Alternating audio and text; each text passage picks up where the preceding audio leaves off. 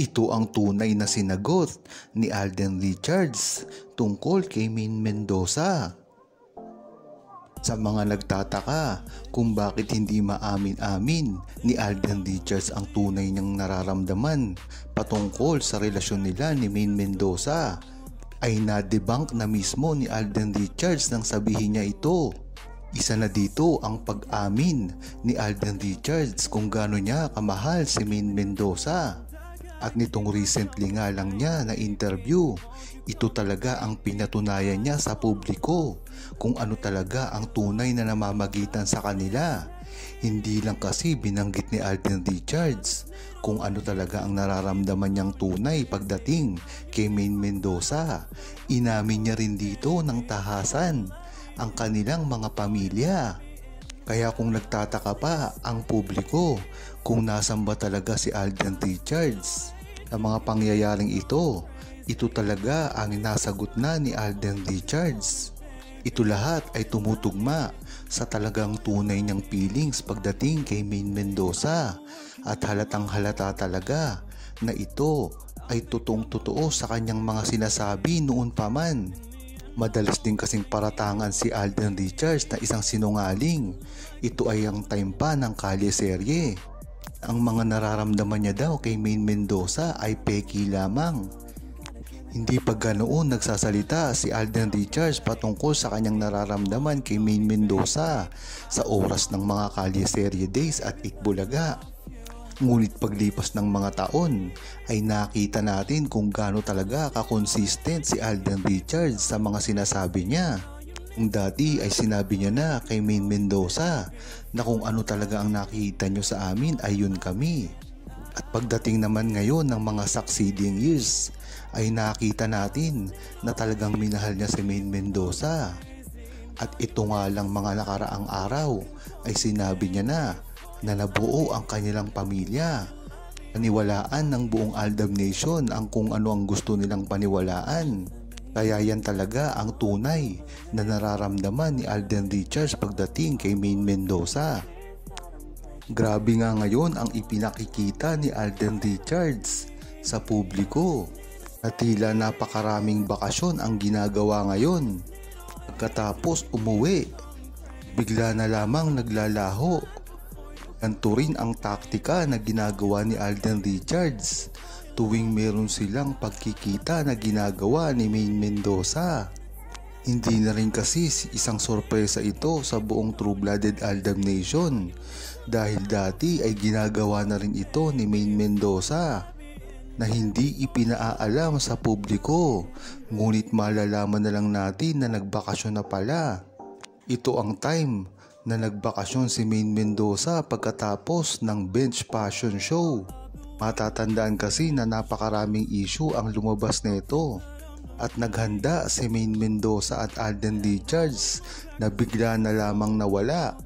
At ito rin ang time na umalis si Maine Mendoza patungong California at si Alden Richards naman sa Japan.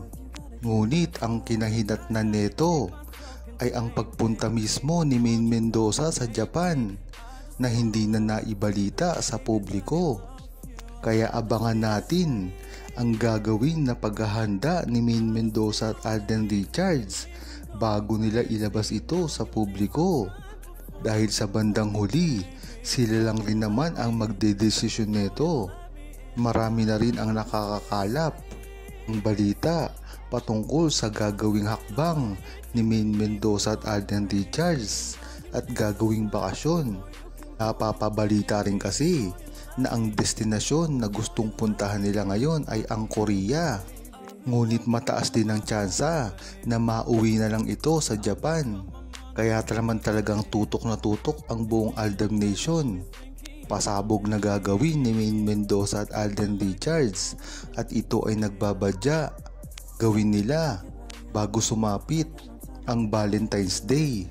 Ngunit hindi rin naman ito maliwanag dahil sa kanilang mga trabaho, lalong-lalo na sa Itbulaga ni Maine Mendoza.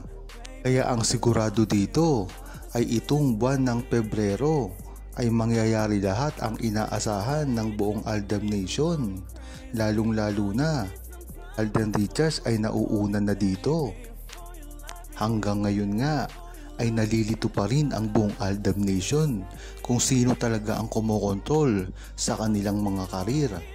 Si Alden Richards ay gumawa na ng sarili niyang kumpanya na Myriad na talaga namang sakop ang buong media katulad ng filming, gaming, sports, mga concerts, iba pa.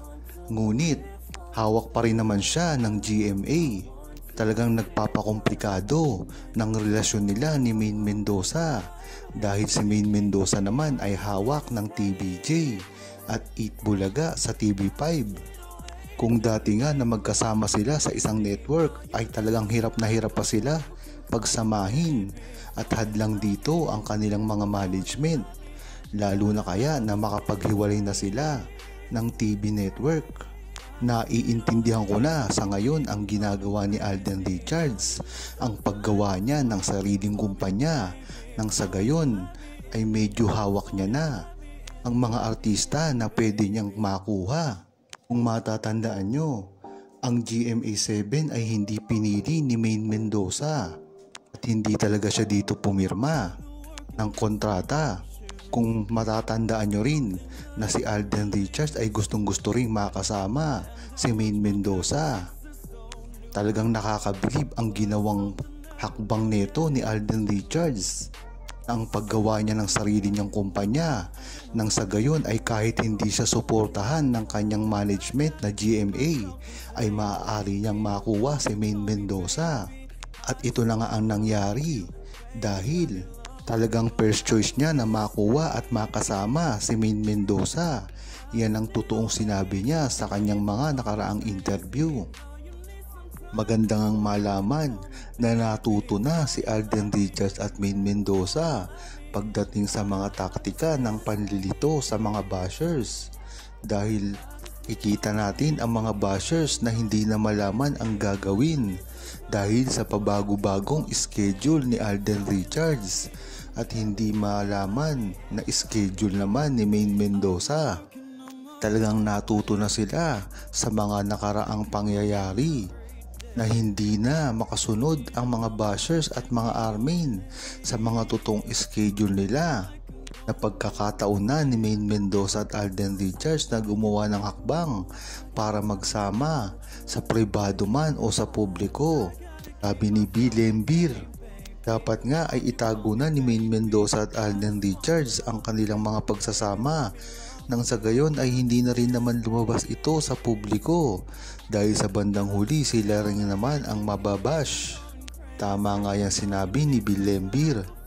Dapat nga ngayon ay natuto na si Maine Mendoza at Alden Richards dahil matagal na rin nilang ginagawa ito sa dalawa. Ang mga bashers kasi wala talagang mga day off. Lahat talaga ay napapansin kay Maine Mendoza at Alden Richards, kaya ganadong ganado sila sa mga pambabash na ginagawa nila.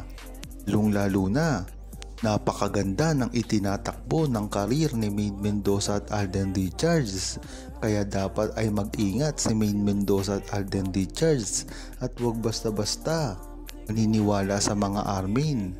Tama lang ang ginagawa nila na panlilito sa mga bashers, mga armin at sa mga fans ng iba't ibang love team.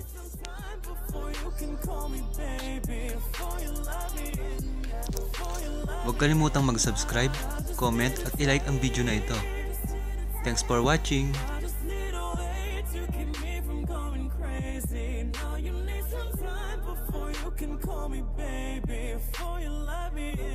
Before you let me in.